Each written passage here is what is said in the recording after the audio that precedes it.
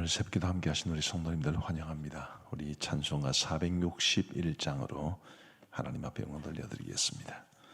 461장 찬송입니다.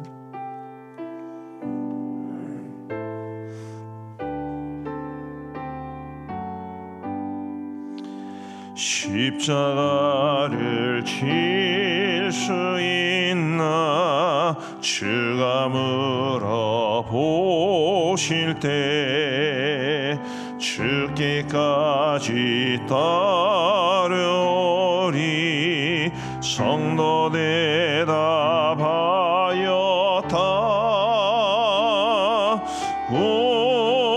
우리의 심령 주의 것이니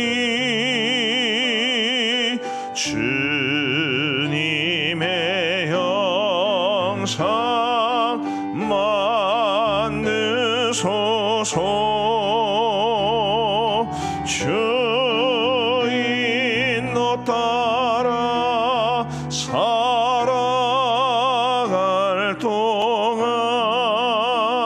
사랑과 충성 늘 바치오리다. 너는 기억하고 있나 구원받은 강도를 그가 회개하였을 때 낙원 허락받았다.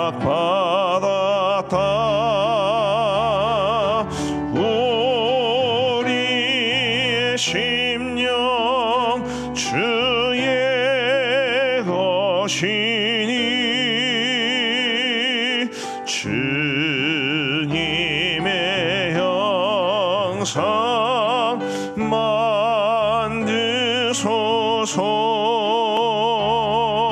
주인 너 따라 살아갈 동안 사랑과 충성 늘 바치오리다.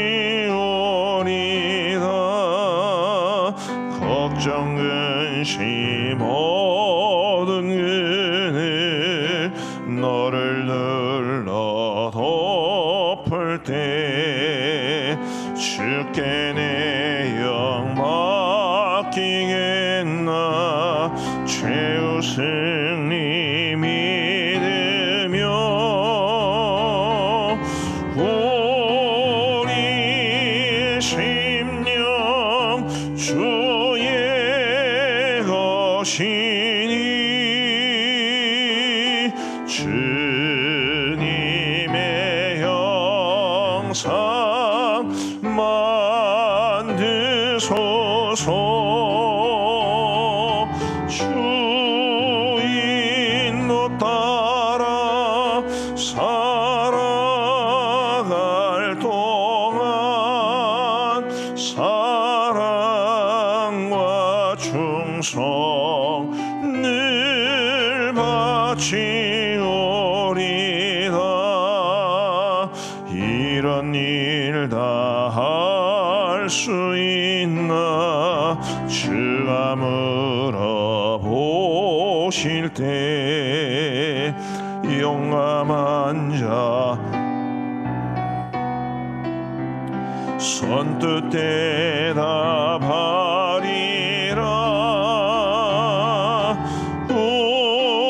우리의 심령 주의 것이니 주님의 형상 만드소서. 주인 너 따라 살아갈 동안 사랑과 충성 늘 바치오리다.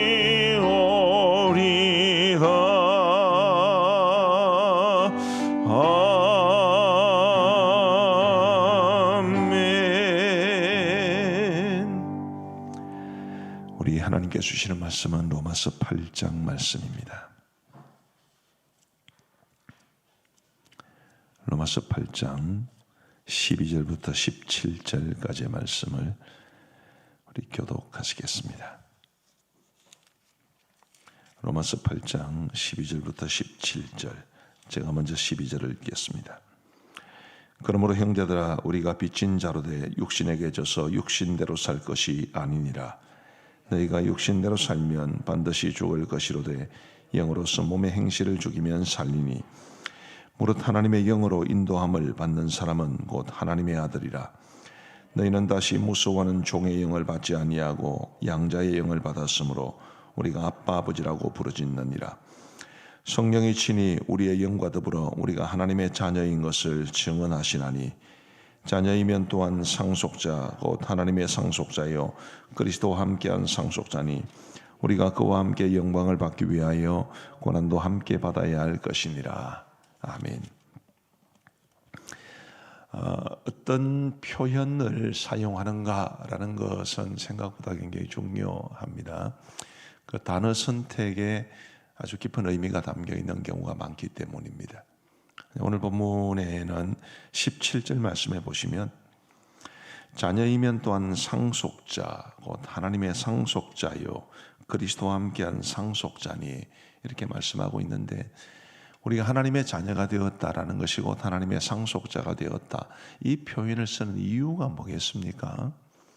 상속이라고 하는 것은 물려받는다는 것 아니겠습니까? 우리 하나님께서 온 세상의 주인이신데 그분의 모든 것을 우리가 물려받는다, 이 점을 강조하기 위해서 상속자라는 표현을 썼습니다. 제가 재미있는 것을 인터넷에서 본 적이 있는데, 금수저, 흙수저 이런 이야기를 하면서 요즘 젊은 사람들이 만수르 이야기 많이 합니다. 들어보셨나요? 전혀 듣지 못하신 분도 있을 것 같습니다. 중동 어딘가에 있는 큰 부자인데, 이 만수르의 아들이 미국의 빌 게이츠하고 식사 약속이 돼 있다면서 나가는데, 만수르가 아들한테 그렇게 말합니다. 야야, 밥은 네가 사라. 없는 사람한테 얻어먹지 말고, 그렇게 이야기를 했다는, 빌 게이츠를 없는 사람 취급하는 그런 집의 자녀가 되는 것 꽤 뽀대나는 것 아니겠습니까?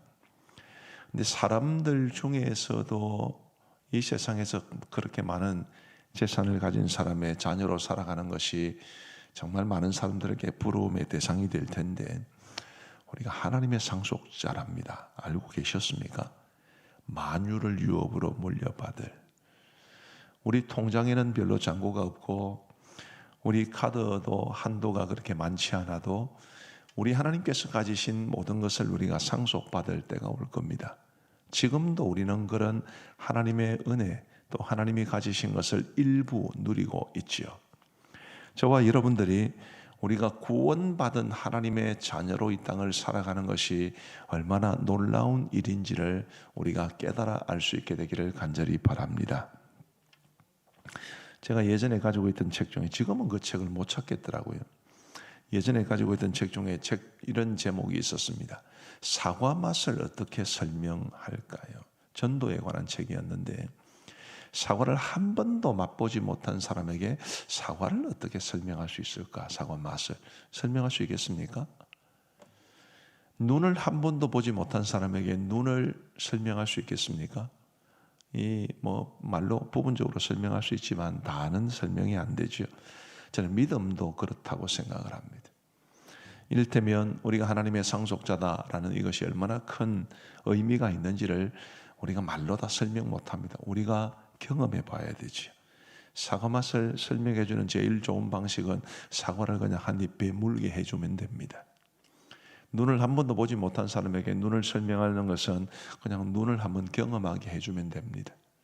마찬가지로 우리가 이 성경에 담긴 영적인 진리를 우리의 것으로 삼는 것도 우리가 경험하면 되는데, 부디 저와 여러분들이 우리 안에 계신 성경 하나님께서 저와 여러분들에게 역사하셔서 우리가 정말 하나님의 자녀로 살아가는 것이 얼마나 복된 일인가라는 것을 깨닫게 하시고 경험하게 하시는 은혜가 있게 되기를 간절히 바랍니다. 그래서 오늘 본문에 우리 16절 말씀에 보면 이런 말씀이 있지 않습니까? 성경이 친히 우리의 영과 더불어 우리가 하나님의 자녀인 것을 증언하시나니. 성경께서 우리가 하나님의 자녀라는 것을, 하나님의 상속자라는 것을 증언해 주신다고 했습니다. 그분이 증인으로서 우리가 하나님의 상속자로 살아가고 있는 것을 우리에게 깨우쳐 주시는데, 부디 저와 여러분들이 어깨 막 움츠러들고 고개 숙이고 그렇게 살아가야 할 사람이 아니라는 것을 기억하시고, 하나님의 상속자, 가슴 쫙 펴고 어깨 펴고 살아가시도 충분한 어마어마한 그런 복을 저와 여러분들이 믿음으로 받았다는 것을 기억하시고 감사하시고 누리고 경험할 수 있게 되기를 우리 주님의 이름으로 축복합니다.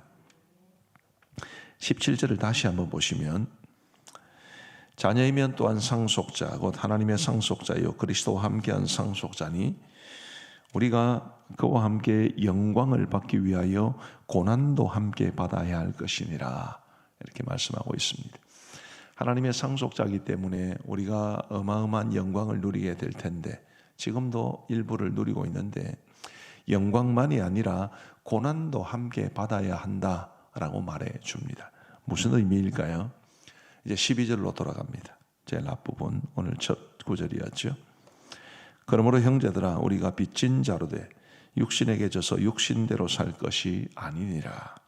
우리가 빚진 자다, 이 말을 원문 정확하게 직역을 하면 우린 빚쟁이다, 이런 뜻입니다. 저는 우리 아버지께서 장사하실 때 워낙 없는 돈으로 장사를 하셔서 사채며 대출이며 굉장히 많은 빚을 끌어다 쓰셨고, 그 빚 때문에 어마어마한 고통을 당하시는 것을 제가 똑똑히 보았습니다. 빚 이러면 막 경기 일어날 정도입니다. 내 평생에 빚 안 지려고 그랬는데 이 교회 건축하면서 빚이 전부 제 이름으로 돼 있더라. 정말 힘들었습니다. 그런데 빚쟁이는 늘 빚을 갚아야 되는 부담이 있죠, 그죠? 저희 아버지 94년도에 부도나시고 은행 빚은 마산교도소에 수감되시고 하시면서 갚으셨는데, 몸으로 때우리셨는데, 사채는 아는 사람에게 빌리는 것이니까 저희 형제들이 지금도 그 사채를 갚아가고 있습니다. 27년 세월이 흘렀는데도 지금도 여전히 그렇습니다. 빚은 무섭습니다. 그런데 지금 사도 바울이 왜 우리를 빚쟁이라고 말을 하는 건가요? 자, 우리가 하나님의 은혜를 받았기 때문에 빚쟁이가 된 것입니다. 사도 바울은 언제나 자신이 유대인이나 헬라인에게 빚진 자라는 의식을 가지고 살아가는데, 우리가 많은 것을 받았으면 빚을 진 것입니다. 자, 우리가 하나님의 은혜를 이만큼 받았는데 은혜를 못 받은 사람이 있어요. 그럼 우리가 빚진 자입니다. 왜요? 우리가 많은 것을 받았기 때문에 받지 못한 사람들에 대한 미안한 마음을 가지고 살아야 되거든요. 어떤 분은 이 사실을 이런 식으로 표현을 했습니다. 자, 우리가 흔히 사명이라고 할 때 뭐가 사명이냐? 자, 잘 들어보십시오. 남들보다 잘하는 게 있으면 그게 사명입니다. 우리 예를 들면 피아노 반주자님, 예를 들면 이 새벽기도든 저녁기도에든 우리 반주자님 참 너무 귀하신데, 자, 저는 반주를 하고 싶어도 못합니다. 근데 반주를 잘하실 수 있다면 그게 사명인 거지. 동의하십니까, 집사님? 네. 잘하는 게 있으면 사명이에요. 많이 가진 게 있으면 또한 사명입니다. 물질이 많으시면 그 물질을 가지고 선한 일에 써야 되는 그런 사명이 있는 거지요. 못마땅한 게 있으면 그게 사명입니다. 아이고 저래밖에 못하나. 그럼 네가 하면 됩니다. 못마땅한 게 있으면 사명이에요. 자, 아주 저는 그 말을 처음 이 말을 하신 분으로부터 직접 들었는데, 이분이 공주에 있는 꿈의 교회 안희묵 목사님이라는 분한테 들었는데, 정말 그렇다 싶어요. 근데 많이 받은 것이 사명이라면 우리가 주님에게 하나님의 자녀가 된 것으로 인해 받은 게 얼마나 많습니까? 그게 우리가 빚진 것입니다. 우리는 그 빚을 세상에 갚기 위해 살아가야 되지. 우리가 받은 은혜를 나누어 줘야 되고, 우리가 받은 축복도 나누어 줘야 되고, 우리가 받은 복음도 나누어 줘야 되고, 빚진 마음으로 살아가는 그게 우리가 살아내어야 할 삶인데, 그래서 아까 17장에 우리가 고난도 받아야 할 것이라 그렇게 말씀하고 있는 것입니다. 우리 마음대로 살아가면 고난받을 일이 있겠습니까? 그런데 우리가 하나님께서 주신 은혜를 바탕으로 하나님의 자녀답게 살아야 되고, 또 세상에 빚진 마음을 가지고 살면 어쨌든 우리의 것을 내어 놓아야 되고, 때로는 손해도 봐야 되고, 때로는 우리 마음대로 하지도 못하고, 어떤 사람이 우리에게 악을 행한다 해서 우리가 악으로 악을 갚을 수 없고 선으로 악을 갚으라고 말씀하지 않습니까? 다 거기에는 고난이 다 뒤따릅니다. 그 고난을 우리가 감수하며 기쁜 마음으로 살아야 그게 진정한 하나님의 상속자다라고 말을 하는 것입니다. 많은 것을 받았는데도 아무것도 받지 않는 사람처럼 쫌생이처럼 살아가시면 안 됩니다. 많은 것을 받았음에도 불구하고 아무것도 받지 못한 사람처럼 늘 자기중심적으로 살아가서도 안 됩니다. 우리에게 하나님의 상속자가 되는 복을 주신 하나님께서는 감사하고 예배하고 섬기는 삶을 살아가셔야 되고, 다른 사람들에게는 빚진 자의 마음으로 우리가 받은 것을 나누어 주며 살아가야 합니다. 또 하나님의 자녀라는, 하나님의 상속자라는 거룩한 정체성에 합당한 모습으로도 살아가셔야 되지요. 그것을 사도 바울은 육신을 죽이는 것으로 표현했습니다. 우리 12절 말씀을 보십시다. 그러므로 형제들아, 우리가 빚진 자로 돼 육신에게 져서 육신대로 살 것이 아니니라. 13절, 너희가 육신대로 살면 반드시 죽을 것이로되 영으로서 몸의 행실을 죽이면 살리니. 14절, 무릇 하나님의 영으로 인도함을 받는 사람은 곧 하나님의 아들이라. 우리가 육신대로 살아서 안 되는 사람들이죠. 왜요? 하나님의 상속자인데. 제가 어렸을 때 만화를 많이 봤습니다. 아마 제 또래에 계신 분들 대부분 다 그러시겠죠. 근데 그런 만화에 자주 등장하는 소재가 고아원에서 컸는데 부잣집의 양자가 되었다, 이런 내용들이었습니다.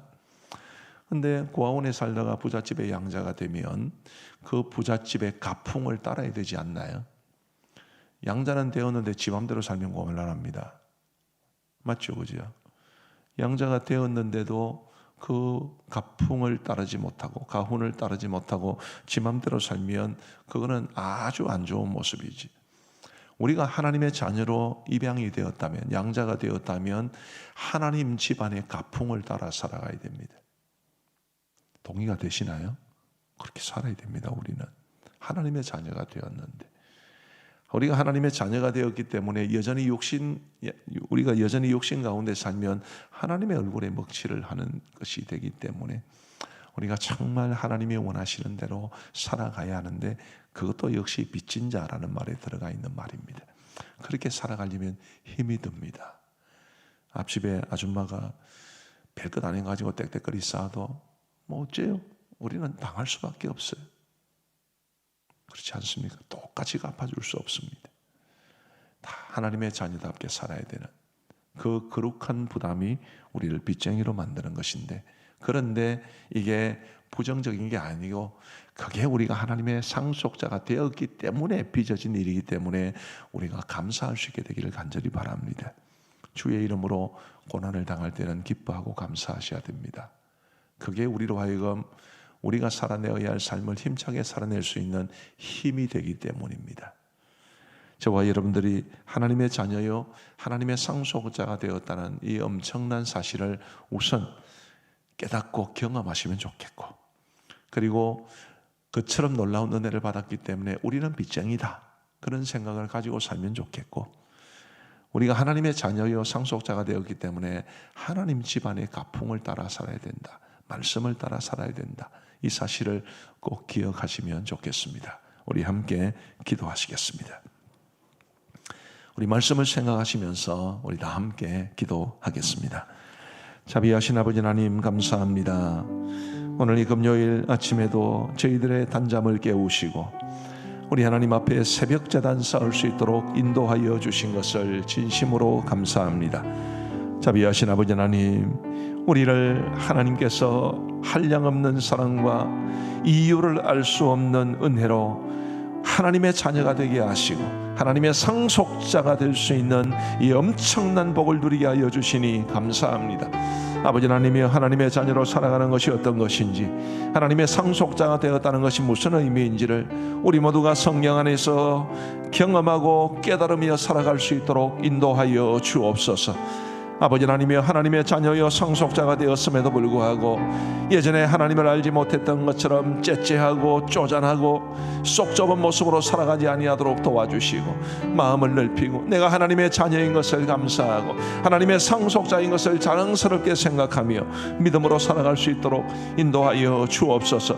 사도 바울이 그런 마음을 가졌기에 그가 유대인에게나 헬라인에게나 모든 사람들에게 빚진 자의 마음으로 살아갔습니다. 주님이여, 저희들도 많은 것을 하나님에게 받았기 때문에 이 세상에 대해서 빚진 자의 마음으로 살아갈 수 있도록 인도하여 주옵소서. 주님의 자녀답게, 하나님의 자녀답게 마음을 넓히게 하여 주시고 사람들을 너그럽게 대하게 하시고 우리 주님의 사랑과 은혜와 축복을 나누어 주게 하여 주시고, 그러므로 이 땅에 많은 사람들이 우리를 통해 우리의 아버지이신 하나님을 볼 수 있도록 인도하여 주옵소서. 자비하신 아버지 하나님이여, 죄와 허물로 죽었던 우리 하나님의 은혜로 하나님의 자녀가 되었사오니 이제 더 이상 우리가 육신에 져서 육신대로 살아갈 것이 아니라, 세상의 죄악된 모습 가운데 살아갈 것이 아니라 우리 하나님 아버지의 가풍을 따라 살아가게 하시고 영적인 공동체에서 말씀의 인도함을 받으며 하나님의 말씀대로 살아갈 수 있는 우리 모두가 될 수 있도록 역사하여 주옵소서. 우리가 고난받는 하나님의 영광의 상속자인 것을 감사하게 하여 주옵소서. 우리 코로나와 제14호 태풍 찬투에 관해서 기도하겠습니다. 코로나도 정말 이제는 우리가 많이 지쳐 있는 것 같습니다.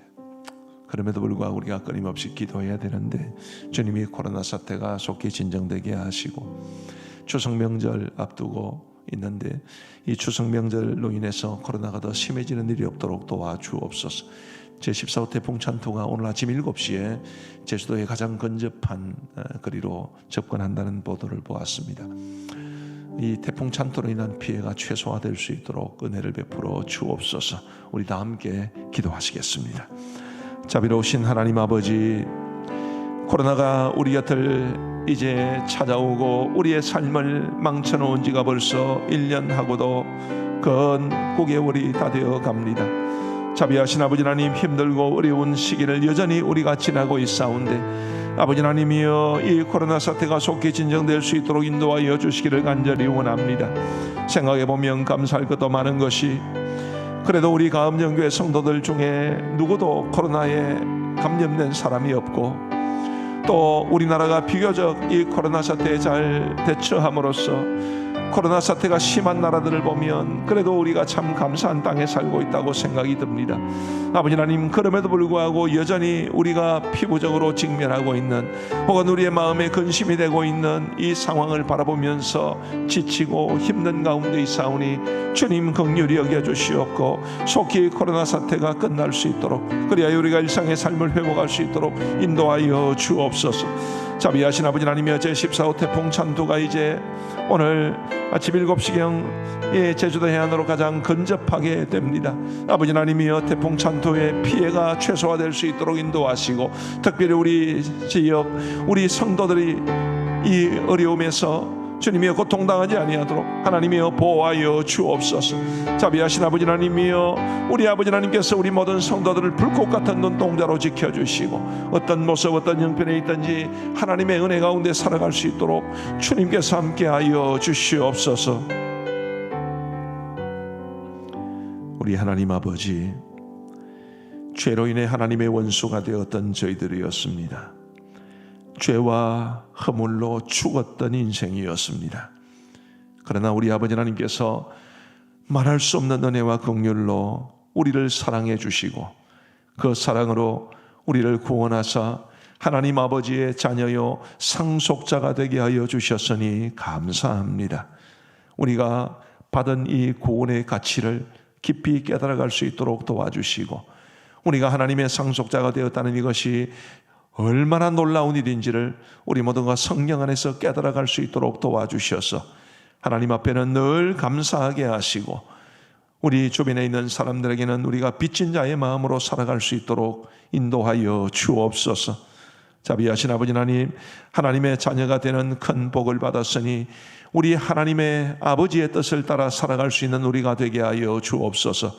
죄에서 건짐을 받았는데 다시 죄로 돌아가지 않도록 도와주시고, 세상과 구별된 자들이 되었는데 다시 세상과 뒤엉켜 살아가는 자들이 되지 않도록 도와주시고, 육신을 벗어버린 자들이 되었는데 육신에 져서 육신대로 살아가는 자들이 되지 아니하도록 도와주옵소서. 하나님의 자녀답게 거룩한 모습으로 살아가게 하시고, 그렇게 살아가면서 때로 우리에게 고난이 찾아오고 어려움도 찾아오지만 우리가 영광을 받을 하나님의 상속자인 것을 기억하게 하사 그 고난을 이겨내게 하여 주옵소서. 하나님 아버지, 이제 추석 명절이 코앞이라 많은 사람들의 마음이 분주하고, 또 우리 성도님들 중에는 이동하셔야 될 분들도 계시고, 또 우리 성도님들 중에는 명절에 불신 가족들과 제사 문제 등으로 인해서 영적인 싸움을 싸워야 하는 분들도 계실 겁니다. 우리 하나님이여, 우리 성도들이 어떤 형편에 처하든지 늘 동행하여 주시고 성령으로 강건하게 하여 주셔서 보호해 주시고 영적으로 믿음으로 승리하게 하여 주옵소서. 아버지 하나님, 코로나도 태풍 14호 찬투도 여러 가지 이런 일들이 가져온 후유증들도 우리의 마음을 여전히 힘들게 하지만 우리의 눈을 들어 하나님 바라보며 살아갈 수 있도록 인도하여 주옵소서. 하나님 아버지, 선교지는 우리보다 훨씬 더 어렵습니다. 우리 선교사님들 지켜주시고 선교지의 교회와 그리스도인들을 지켜주옵소서. 전 세계에서 가장 힘든 나라가 미얀마와 아프가니스탄인 것 같습니다. 아버지 하나님, 두 나라를 긍휼히 여겨 주시옵고 그 나라에 우리가 생각하는 것보다 훨씬 더 많은 기독교인들이 있사오니 하나님이여 주의 백성들을 지켜주옵소서. 자비하신 아버지 하나님, 우리나라가 평등법이나 혹은 이 건강가정기본법과 같은 좋은 말로 포장되어 있지만 하나님의 창조 질서를 깨뜨리는 이런 법들을 만들지 아니하도록 도와주시옵고, 우리 한국교회가 교회다운 모습을 회복하고 본질을 회복하여서 이 세상을 향해 우리가 던지는 말들이 묵직하게 받아들여지게 하여 주옵소서. 지금은 그러지를 못합니다. 지금은 교회가 소리를 높여도 세상이 코웃음치고 오히려 교회를 비웃는 안타까운 모습이 되었는데, 주님이 우리 한국교회가 깨어 세상의 빛과 소금의 역할을 제대로 감당할 수 있도록 도와주시고 그 일이 우리 교회로부터, 우리 자신들로부터 시작되게 하여 주옵소서. 자비하신 아버지 하나님, 오늘 도토리 방송이 있는 날입니다. 우리 성도들과 함께 하나님의 말씀을 배우는 기쁨을 누릴 수 있도록 도와주시고, 오늘 대학교 청년회 또 은혜 기도회 되어 있는 날이 오니 귀한 주의 젊은이들이 하나님 앞에 모여 기도에 힘쓸 때에 주님께서 은혜를 베풀어 주시옵소서. 이제 우리가 개인적으로 기도하겠사오니 우리의 기도에 귀 기울여 우리 응답해 주시기를 간절히 원하옵고 우리 구주 예수 그리스도의 이름으로 기도하옵나이다. 아멘. 이제 우리 개인적으로 기도하시겠습니다.